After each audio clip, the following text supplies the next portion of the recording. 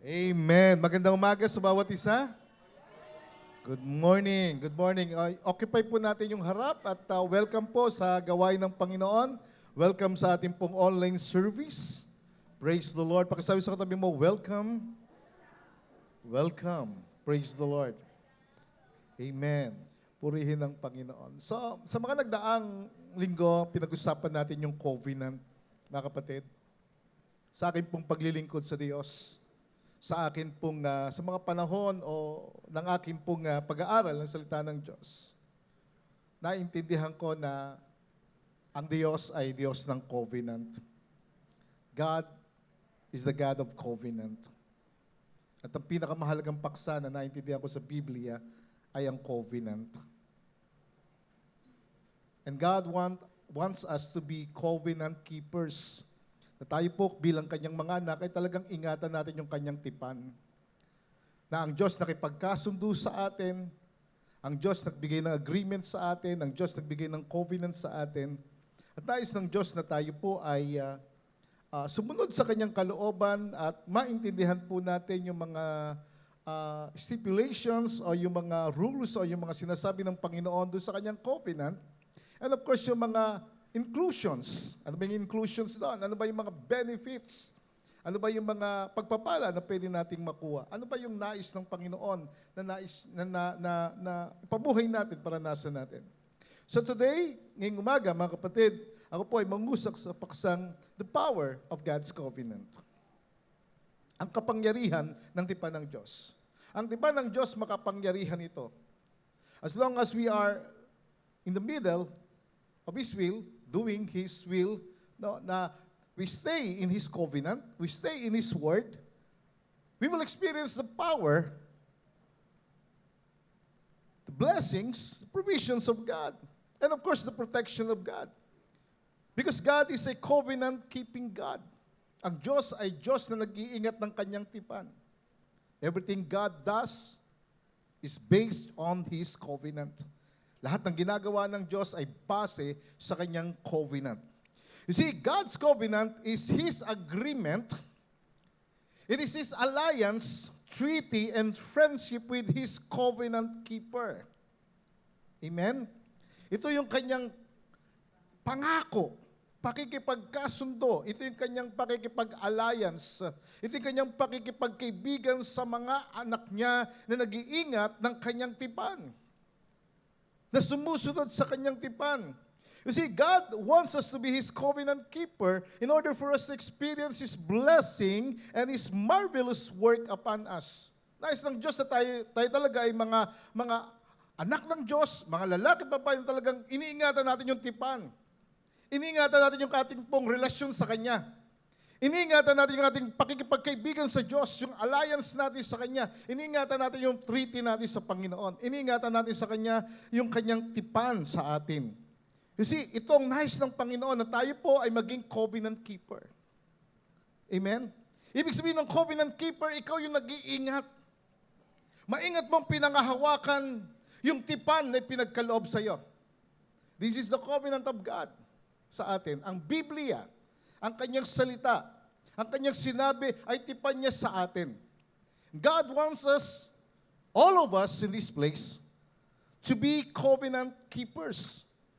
No? Tagapag-ingat ng kanyang tipan, tagapag-ingat ng kanyang salita, sumusunod sa kanyang salita, sumusunod sa kanyang kalooban, namumuhay ayon sa kalooban ng Diyos. Amen? That is the reason why we receive Jesus Christ as our Lord and Savior. Na siya'y maging Panginoon ng ating buhay, na tayo po ay sumunod sa Kanya at mamuhay ayon sa kalooban ng Diyos. And in doing that, see, all of His blessings will follow. Kaya nga sabi ni David, David is a man of covenant. Because he said, the Lord is my shepherd, I shall not be in want.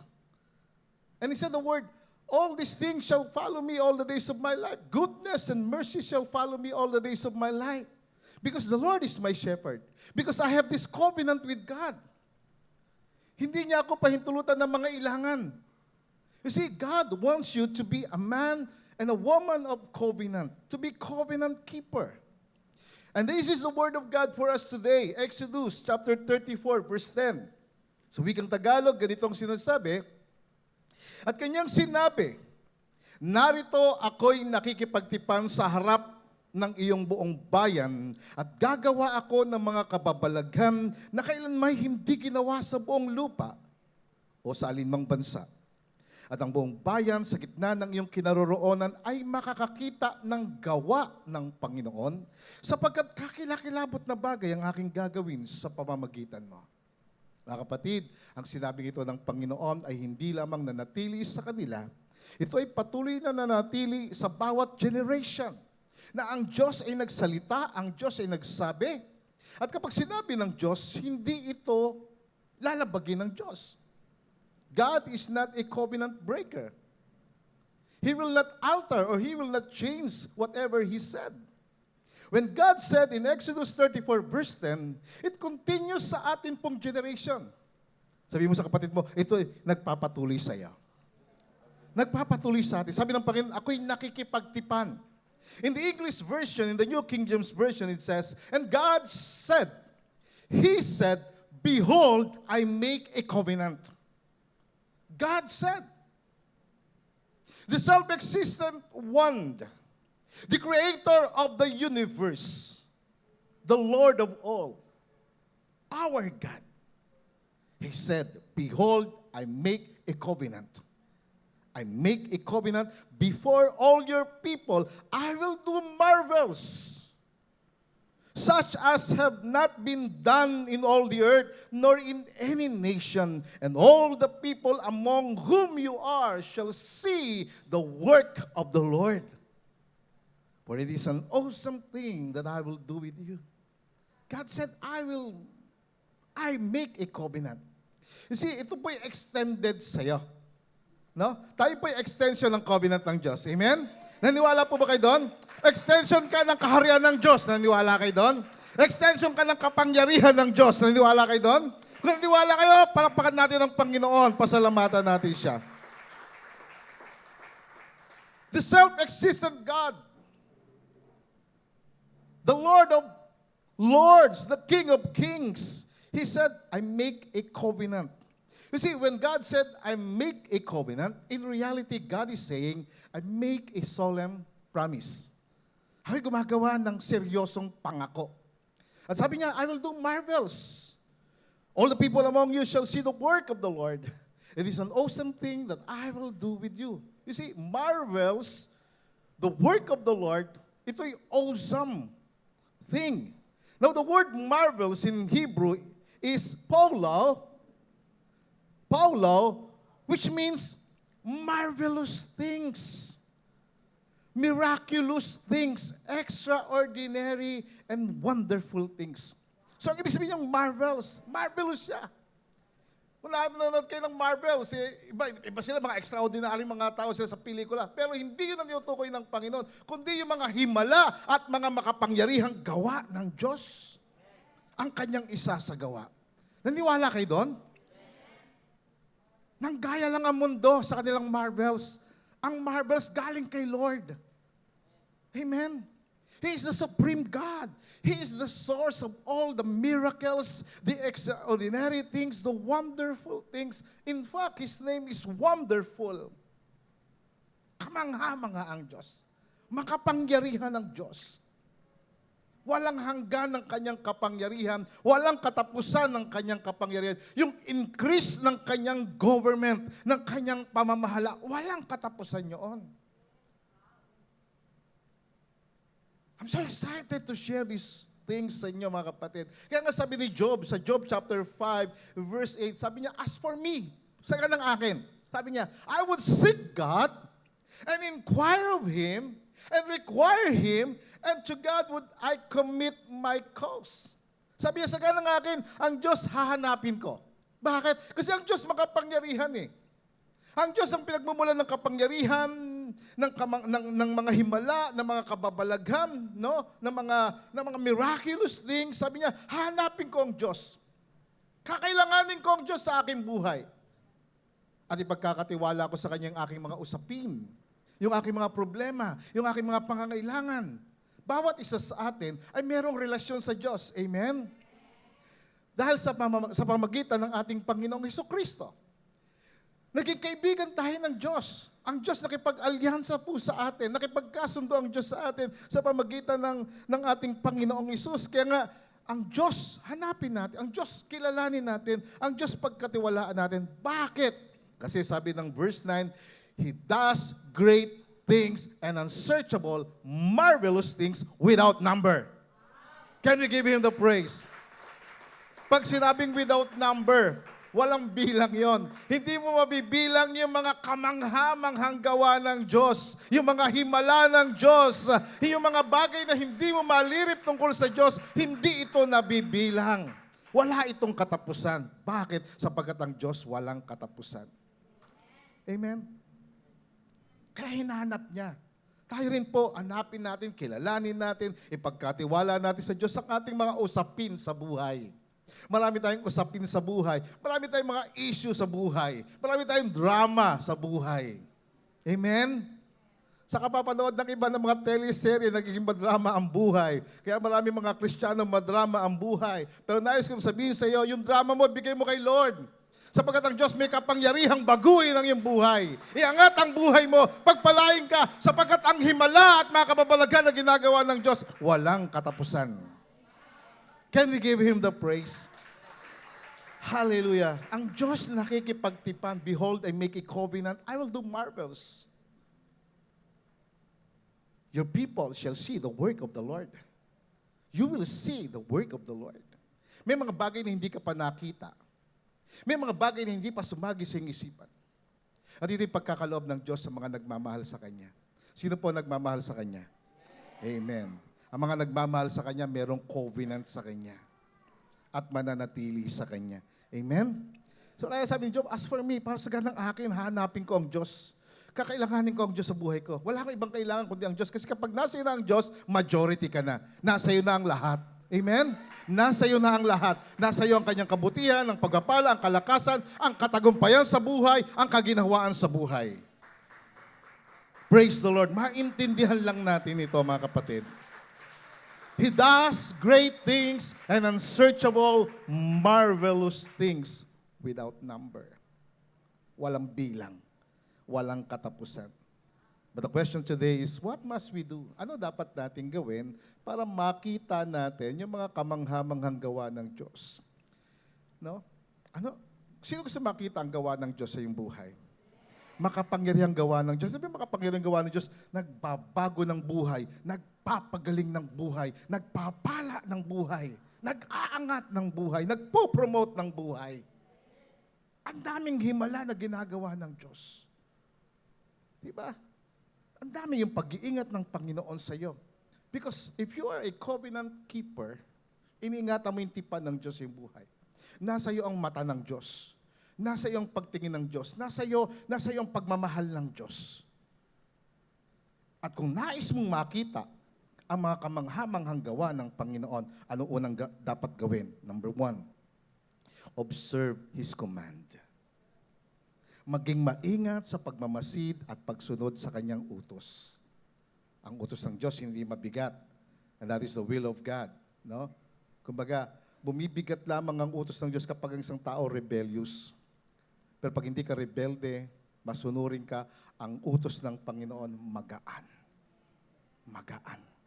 At iba yung pakiramdam mo kapag ina-observe mo, na maingat ka sa pagmamasid at pagsunod sa Kanyang utos. Sabi ng Exodus 34 verse 11, tuparin mo ang mga iniutos ko sa iyo sa araw na ito. No? Tuparin mo.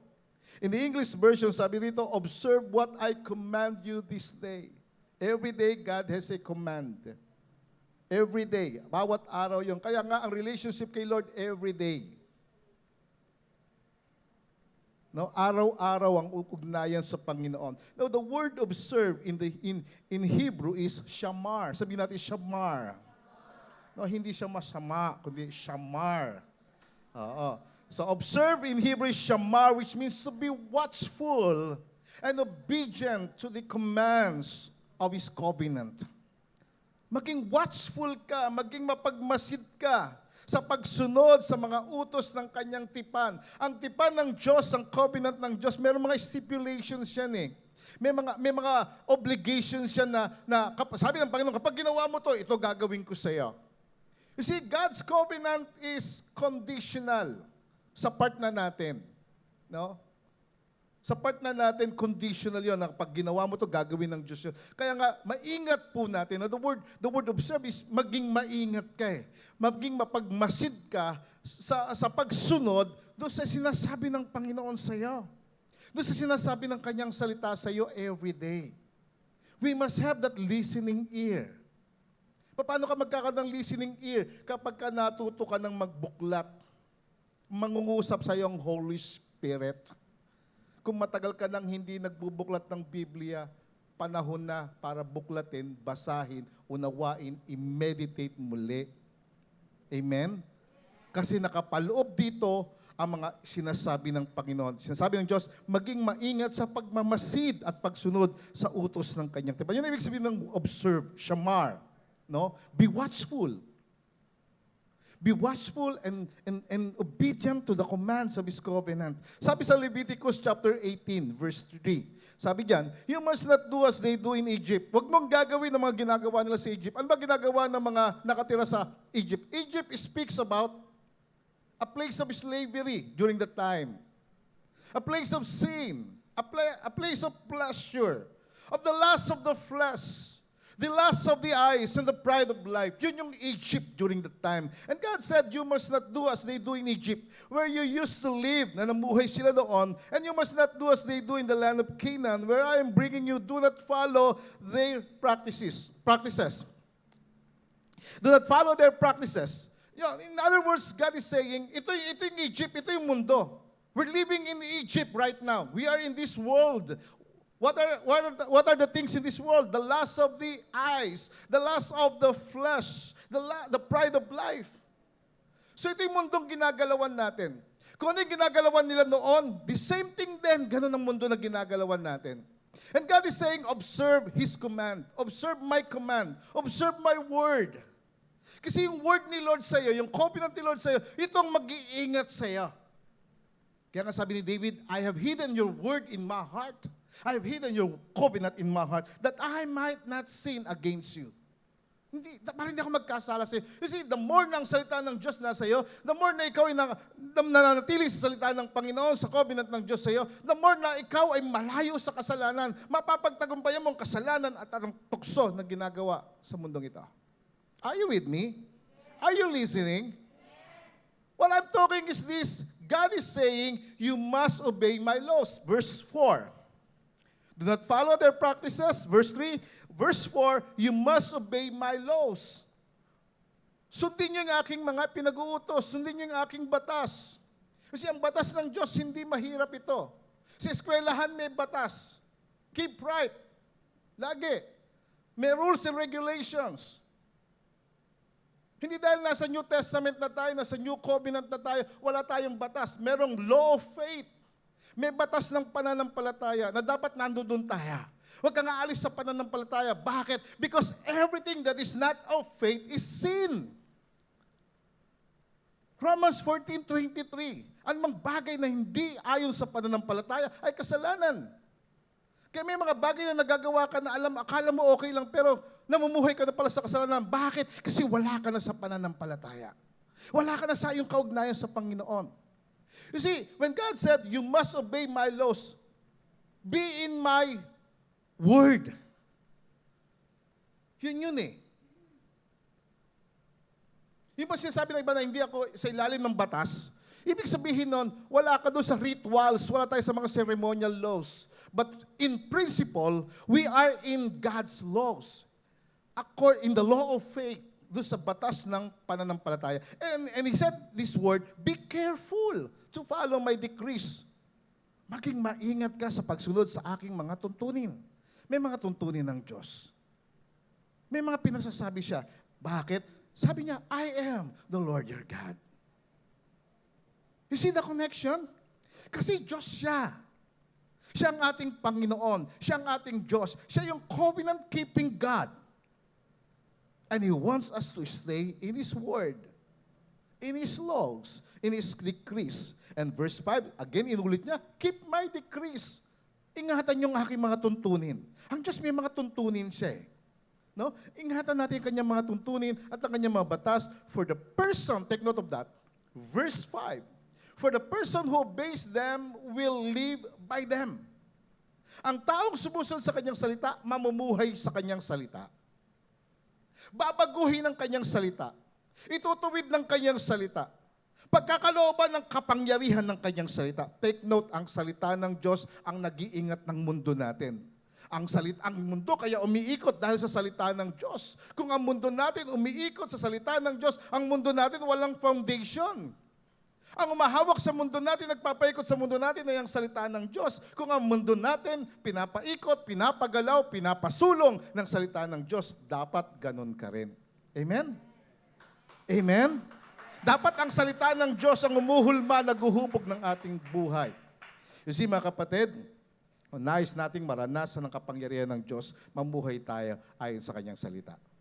Obey or observe His command. Maging maingat tayo sa pag-observe ng kanyang salita. Ano yung kanyang pangako? Tingnan natin yung kanyang pangako. Exodus 34 verse 11, second sentence. Behold, sabi niya, behold, when you observe my covenant, when you observe my command to you this day, behold, God said in verse 11, second sentence, behold, I am driving out from before you the Amorite, the Canaanite, the Hittite, and the Perizzite, and the Hivite, and the Jebusite. Aalisin ng Panginoon. Anong dahilan ng Panginoon? Bakit siya paalisin itong mga ito? Itong mga Amoreo, Cananeo, mga Canaanites, Hittites, Perizzites, mga Hivites, mga Jebusites, no? Minsan ang hirap ng banggitin yung kanilang pangalan, no? Pero bakit sila pinapaalis ng Diyos? Ano meron sa kanila? Ano meron sa kanila? Listen carefully, mga kapatid.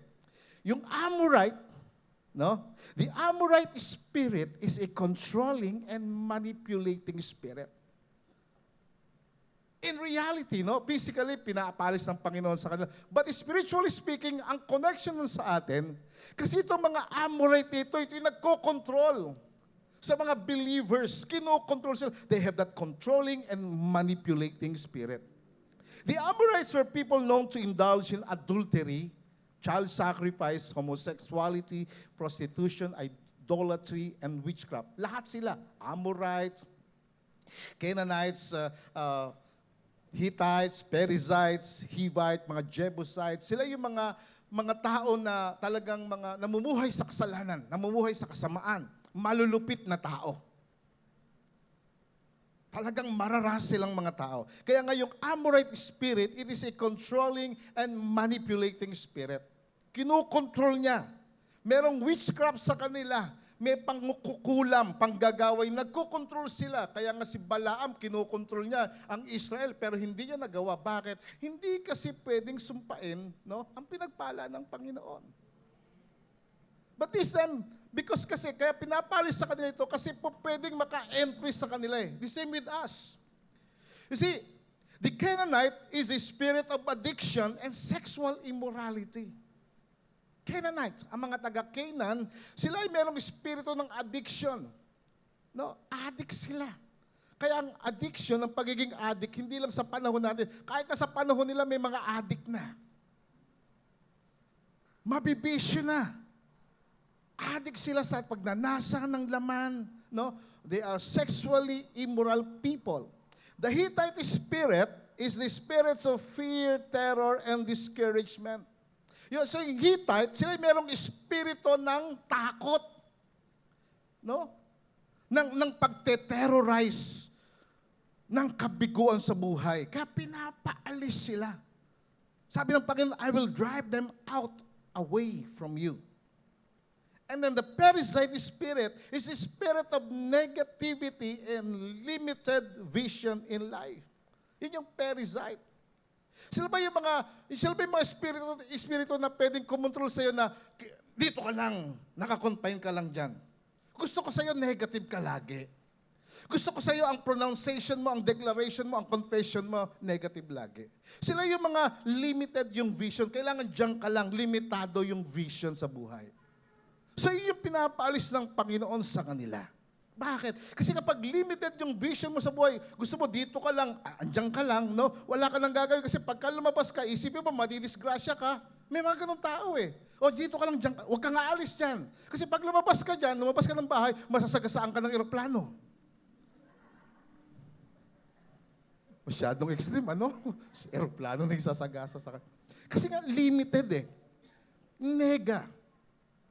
The Hivite spirit is a self-centered, greed, and selfish spirit. Ito yung mga espiritong kumokontrol sa kanila. Grabe, no? Akala mo lang, bakit pinapaalis ni Lord yung mga Amorites, Canaanites, Hittites, no? Parang, ano ba meron sa kanila? Kasi may mga demonic spirits sa kanila.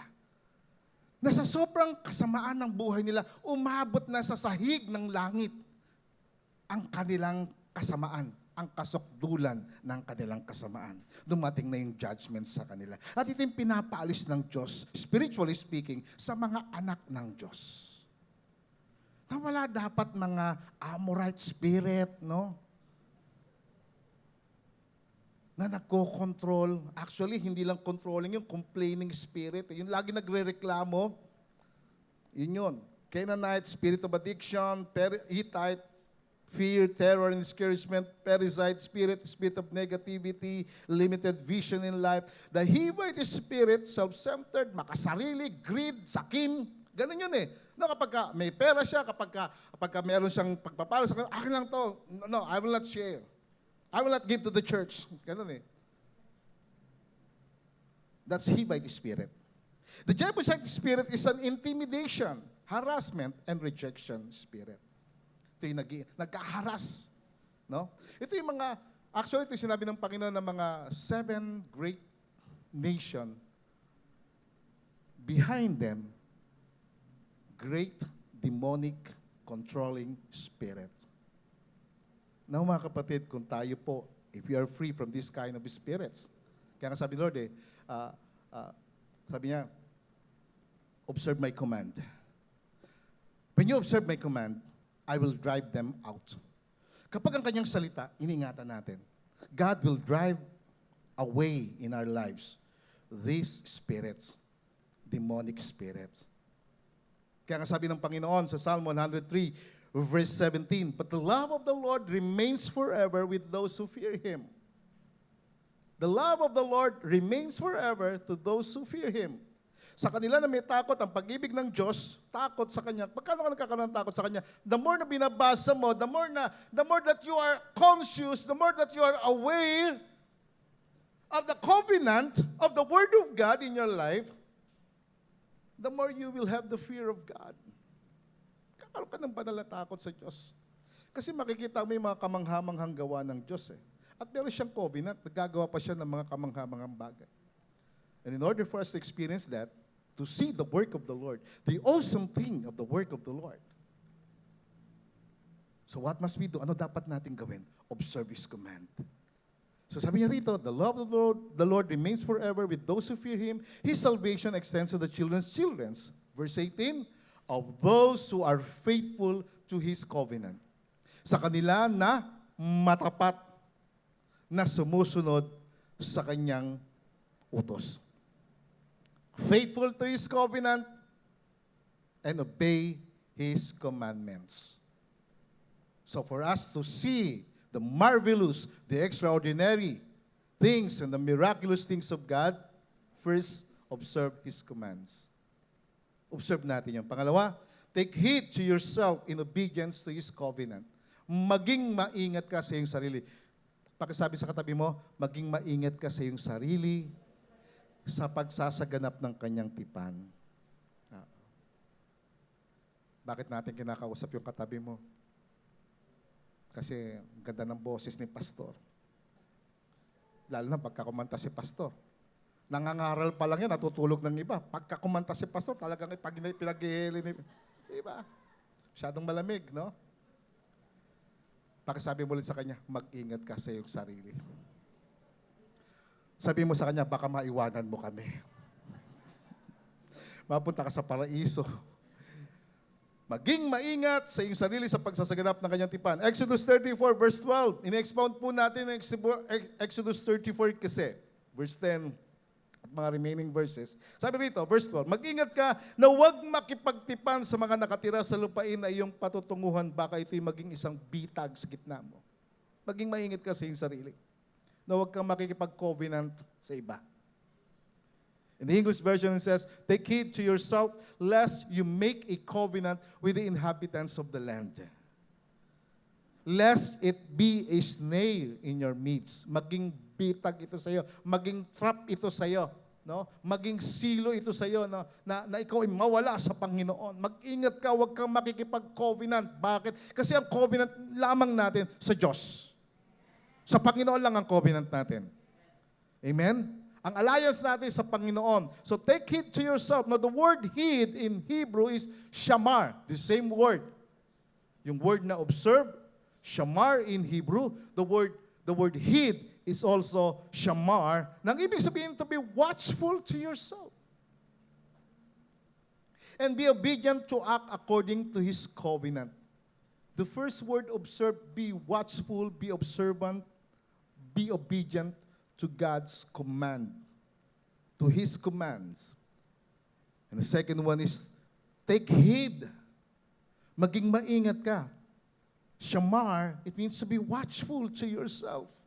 Maging maingat ka sa iyong sarili and be obedient to act. Maging masunurin ka sa pagsasaganap ayon sa kanyang mga utos ng kanyang tipan. In the Amplified Bible, it says, watch yourself so that you do not make a covenant. Bantayan mo ang sarili mo.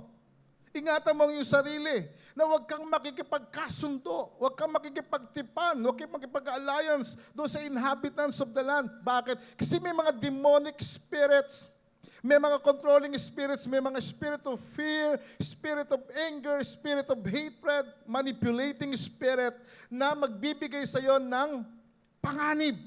It will become a dangerous trap among you. So, ano sinasabi ng Diyos dyan? What is God really saying to us? Ano sinasabi ng Panginoon? Una, do not make a covenant with other gods. Isa lang ang Diyos. Amen? Ang Diyos na milikha ng langit at lupa, ang Diyos na makapangyarihan sa lahat, no?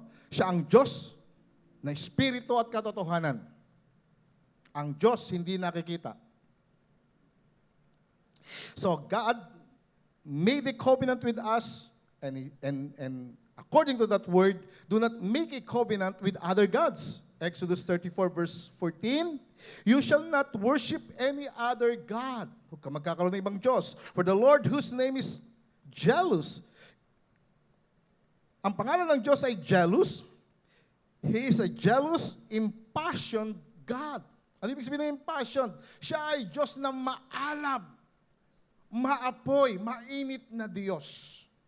Ayaw niya ng merong ibang dinidiyos ang kanyang mga anak.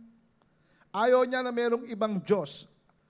Ang mga covenant keepers, ang mga nag-iingat ng kanyang tipan. Kung nais mo makita ang mga kababalaghan, ang mga gawa, ang makapangyarihang pagkilos ng Diyos, doon ka lang sa Kanya. Stay ka lang sa Diyos. Kung nais mo maranasan ang kanyang masaganang pagkilos, masaganang pagpapala, pagpapaangat ng iyong buhay, doon ka lang sa Kanya, stay ka lang sa Kanya. Sabi nga ni Jesus, remain in me, abide in me. Manatili ka sa Kanya, huwag kang aalis sa Kanya. Huwag kayong sasamba sa ibang Diyos, dahil ako ang Panginoon, at ayaw ko na may sinasamba kayong iba. You see, our covenant is with God alone. God alone is the center of our worship and service. God is Spirit and truth. Anumang bagay na nakikita ng ating mga mata at nahawakan ng ating mga kamay ay hindi Diyos. Are you with me? Sapagkat ang Diyos hindi nakikita. He is a Spirit, Spirit and truth. So nakikita ng mata, nahawakan ng kamay, binibitbit ng kamay, dinadala sa balikat, ay hindi Diyos. Exodus 20, verse 1. Binigkas ng Diyos ang lahat ng salitang ito na sinasabi. Kasi ang Diyos, mapanibughuin siya. He is a jealous God. Ayaw niya na mayroong ibang Diyos. Sabi niya, verse 2, ako ang Panginoon mong Diyos na naglabas sa iyo sa lupain ng Ehipto, mula sa bahay ng pagkaalipin. Huwag kang magkakaroon ng ibang mga Diyos sa harap ko. In other words, God is saying, Huwag kang magkakaroon ng tipan sa kanila. Huwag kang magkakaroon ng ibang Diyos. Isa lang ang Diyos. Ang Diyos na may likha ng langit at lupa. Ang makapangyarihang Diyos. At siya ang nagsasalita rito. Sabi niya, huwag kang magkakaroon ng ibang mga Diyos sa harap ko. Huwag kang gagawa para sa iyong sarili ng inukit na larawan o anumang kawangis ng anumang nasa langit sa itaas o nang nasa lupa sa ibaba. Sabi niya, unang utos niya, huwag kang magkakaroon ng ibang Diyos. Walang ibang Diyos kundi siya lang ang makapangyarihan sa lahat. Pangalawa, sabi niya, huwag kang gagawa. Huwag kang gagawa ng sarili mong Diyos. Huwag kang magkakaroon ng ibang Diyos kasi tayo po, merong covenant tayo sa Diyos. Kapag nagkaroon ka ng ibang Diyos, binibreak mo yung covenant mo sa Kanya. At kapag binbreak mo ang covenant mo sa Kanya, itong mga espiritu, itong mga demonic espiritu, ito yung magkocontrol saya. Kaya nga sabi ni Lord, I will drive them out. The Amorites, the Hittites, the Jebusites, the Canaanites, no? The Perizzites, lahat sila. Bakit? Kasi iba't ibang klaseng demonic spirit meron sila. Kaya sabi ng Panginoon, huwag kang gagawa para sa iyong sarilang inukit na larawan. Na anumang kawangis, pag sinabing kawangis, kamukha ng tao. Kawangis o kamukha na nasa langit. Sino ba nasa langit? Sa itaas o nang nasa lupa sa ibaba o nang sa tubig sa ilalim ng lupa. Sabi ni Lord, verse 5, huwag mo silang yuyukuran o paglilingkuran man sila sapagkat akong Panginoon mong Diyos ay mapanibughuin. God is a jealous God. His name is jealous. Kaya ang pagiging jealous hindi masama. Kasi nandun ka sa karapatan mo. Ang Diyos may karapatan siya sa atin. Siya lumikha sa atin eh. Hindi naman nagkatawang kahoy ang Diyos. Hindi naman nagkatawang bato ang Diyos. No, hindi. Nagkatawang tao siya. Para tayo iligtas. But it doesn't mean yung kamukha na yon, yun ang ating sasambahin. Kaya sabi niya, huwag kang gagawa. Alam mo, sa bansa natin, halos 300 o 500 ang sinasamba ng tao. Iba't ibang klaseng santo, iba't ibang klaseng Diyos. Isa lang ang Diyos, mga kapatid. Kaya nga, God wants us to read and understand the Bible. I'm saying this under the inspiration of the Holy Spirit, telling you that God is making a covenant. God wants to do marvelous things, miraculous things doon sa kanyang mga covenant keepers. At sabi niya rito, huwag mo silang yuyukuran o paglilingkuran man sapagkat akong Panginoon mong Diyos ay Diyos na mapanibughuin na aking pinarurusahan ng mga anak dahil sa kasamaan ng mga magulang hanggang sa ikatatlo at ikaapat na salin lahi ng mga napupuot sa akin. Ngunit sabi niya, pinapakitaan ko ng wagas na pag-ibig ang libu-libong umiibig sa akin at tumutupad ng aking mga utos. So, balikan natin yung text natin, Exodus 34 verse 12, mag-ingat ka na huwag kang makikipagtipan sa mga nakatira sa lupain na iyong patutunguhan. Do not make a covenant with other gods. Baka ito'y maging isang bitag sa kita mo. Sa panahon nila, actually, binawasak nila yon, no? Sa panahon natin, hindi mo pwedeng wasakin ang hindi sa iyo. Sabi niya dito, verse 13, inyong wasakin ang kanilang mga dambana at sirain ang kanilang mga haligi at inyong ibubuwal ang kanilang mga sagradong poste. Yun ang pinapalis ng Panginoon sa kanila sa panahon nila. Sa atin, kung meron kang ibang sinasamba, alisin mo sa buhay mo. Maging faithful ka sa isang Diyos lang. Amen? Hindi tayo tumatawag sa kung sino-sinong santo na kapag ka nagka-problema ka, nagkaroon ka ng pangangailan sa iyong buhay, tatawag ka kay santong ganito, si santong ganito, kaya si kay Santa, hanggang sa napunta na kay Santa Claus. Hindi natin sila tinatawagan para humingi tayo ng tulong sa kanila. Isa lang ang tinatawagan natin, ang Diyos na makapangyarihan sa lahat. Ang Diyos na nagbigay ng kanyang anak sa atin, si Jesucristo, na namatay sa krus para sa atin. Kaya sabi ng Panginoon, talatang 14, hindi ka sasamba sa ibang Diyos. Sapagkat ang Panginoon na ang pangalan ay mapanibughuin, ay Diyos na mapanibughuin. His name is a jealous God. He's a jealous God. Ayaw niya na may ibang Diyos. Siya lang. Pangalawa, do not make a covenant to intermarry with the unbelievers. Yun ang sinasabi doon eh. Huwag kang makikakaroon ng covenant na ikaw ay magpapakasal. Alam ba, may anak, papakasal kasi hindi mananampalataya. Exodus 34 verse 15, huwag kang makikipagtipan sa mga nakatira sa lupain, sapagkat kapag sila ay nagpakasama sa kanilang mga Diyos, ay naghahandog sa kanilang mga Diyos, mayroon sa kanilang mag-aanya sa inyo, at ikaw ay kakain ng kanilang handog. Talatang 16, at iyong pag-aasawahin ng iyong mga anak na lalaki sa kanilang mga anak na babae at ang kanilang mga anak na babae na nagpapakasama sa kanilang mga Diyos ay pasusunurin ang inyong mga anak na nagpapakasama sa kanilang mga Diyos. Parang hirap sa Tagalog, no? Simplihan natin. This is an English version. Exodus 34 verse 15, sabi diyan, don't make treaties.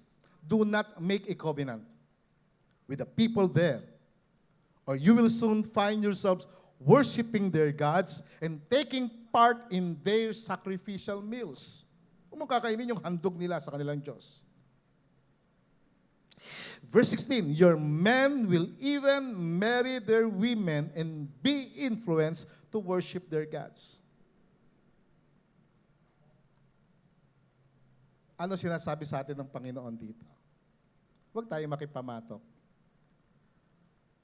Huwag tayong makiayon. 2 Corinthians chapter 6 verse 14, huwag kayong makipamatok sa mga hindi mananampalataya. Ibig sabihin makipamatok, huwag kang makisama. Sapagkat anong pagsasama mayroon ng katuwiran at kasamaan, o anong pagsasama mayroon ang liwanag sa kadiliman? Anong pagkakasundo mayroon si Kristo kay Belial, o anong bahagi mayroon ang mananampalataya sa hindi mananampalataya?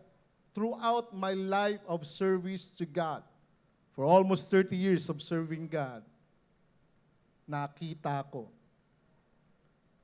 yung lalaki na mananampalataya o yung babae na mananampalataya, nag-asawa siya ng hindi mananampalataya, nakisama, nakipamatok, no, sa hindi mananampalataya, naging worse yung kanilang kalagayan. No, kaya nga kapag nagkaroon ka ng kasintahan, ng karelasyon, dali mo sa Panginoon. Kasi pag wala sa Panginoon, digmaan ang magiging buhay ninyo. Christian na nga eh. No? May mga nagkakaproblema pa. Bakit sila nagkakaproblema? Bakit nagkakaroon ng hiwalayan? Kasi hindi sila nagpapahalaga sa covenant. Marriage is a covenant. Relationship with God is a covenant. Huwag tayong makisama, huwag tayong makipamatok. Sapagkat ang magiging conclusion, kahinatnan, ay kapahamakan ng buhay. Verse 16, sabi diyan, anong pagkakaisa mayroon ang templo ng Diyos sa mga Diyos-Diyosan? Sapagkat tayo ay templo ng Diyos na buhay, gaya ng sinasabi ng Diyos, ako'y mananahan sa kanila. We are the temple of the living God because we have that covenant with God, we have that relationship with God, the Holy Spirit is with us, and therefore we are the temple of the living God. And God said, sabi ng Panginoon, ako'y mananahan sa kanila, ako'y mananahan sa inyo, lalakad sa gitna ninyo, magiging inyong Diyos, magiging aking bayan. Sila magiging aking bayan. God said, I will dwell in them. Mananatili, mananahan ng Diyos sa atin, mananahan, lalakad ng Diyos. Imagine, kapag kasama mo ang Diyos, kasama mo ang himala ng Diyos, kasama mo ang provision ng Diyos, kasama mo yung protection ng Panginoon. Amen? Kapag kasama mo siya. Mga kapatid, ito yung marvelous things, ito yung himala, ito yung makapangyarihang pagkilos ng Diyos. Yung sinabi ng Diyos sa Exodus 34, verse 10, that I make a covenant, still extended ito sa generation natin. God said, I will do marvels. You will see the work of the Lord. It is an awesome thing together with you. Ginawa ito ng Panginoon kay Moses. Si Moses nakaranas ng mga himala at matinding kababalagan, makapangyarihang pagkilos ng Panginoon. At lahat ng mga taong nakipagtipan sa Diyos, naranasan nila ito. Mga kapatid, ihanda mo ang sarili mo, may gagawin ng Diyos sa'yo. May gagawin ng Diyos sa'yo. Sapagkat ang Diyos na ating pinaglilingkuran ay Diyos na tapat sa kanyang salita. Sabi ng Psalm 72 verse 18, praise be to the Lord God, the God of Israel, who alone does marvelous deeds. Purihin ng Panginoon ang Diyos ng Israel, na siya lamang ang gumagawa ng mga bagay na kamangha-mangha. Siya lamang. At pinapadaloy niya ito sa kanyang mga anak, sa mga covenant keepers, sa mga nag-iingat ng kanyang tipan. Psalms 86 verse 10, it says, you are great and do marvelous deeds. Praise the Lord. Marvelous deeds. You alone are God. Ikaw lamang, Panginoon. Ikaw lamang ang Diyos na dakila. Kahanga-hangang mga bagay, ikaw lamang ang Diyos. Ano sabi ni David sa kanya? Teach me your way. Turuan mo ko, Lord. Teach me your way, Lord, that I may rely on your faithfulness. You see, God is a faithful God. He is a covenant-keeping God. Whatever God said, He will fulfill it. Gagawin niya ito. Isasagawa niya ito. Sabi niya, teach me your way, Lord. Turuan mo ako sa iyong mga daan. Turuan mo ako sa iyong mga decrees, sa iyong mga tuntunin. Turuan mo ako ayon sa iyong mga salita upang ako